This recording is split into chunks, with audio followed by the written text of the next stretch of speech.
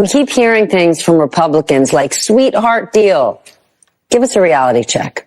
This is not some sweetheart deal. Well, I don't think it was a sweetheart deal. There's no indication that he's getting a special or a sweetheart deal. So is this a sweetheart deal? No, it's not. So it does not appear that this is a sweetheart deal. The idea of throwing around these terms about slap on the wrist and probation, traffic ticket, it's just not accurate. They focus on this and say, oh my God, two-tier standard of justice. He got a sweetheart deal. And you're like, guys, I mean, you just sound like morons. Make sure that the American people understand that he's not being treated better or worse. I've seen no reason to think he had any reason to tilt the field in favor of Hunter Biden. That there was no home state favoritism here in Delaware.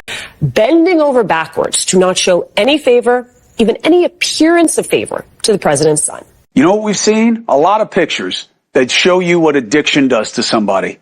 And a lot of noise to distract from Trump. Everything that has come out of what we've seen with the Republican attacks on the Biden crime family, it's all projection. And the addict thing, it matters to me. It matters to me in the Hunter Biden analysis, okay? It does.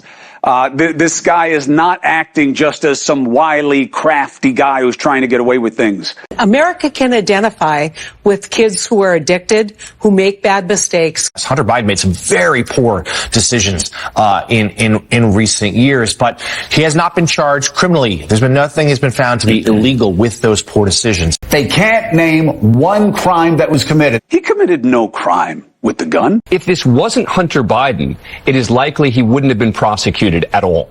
Feds wouldn't have brought this charge against somebody whose last name was not Biden. If his last name was not Biden, I don't even think he would have been charged. His name was Hunter Smith. He probably would not have been charged. If his last name wasn't Biden, if he wasn't famous, I don't know that he would have been prosecuted at all. If Hunter Biden's last name was Bidino, I don't know that he gets charges at all.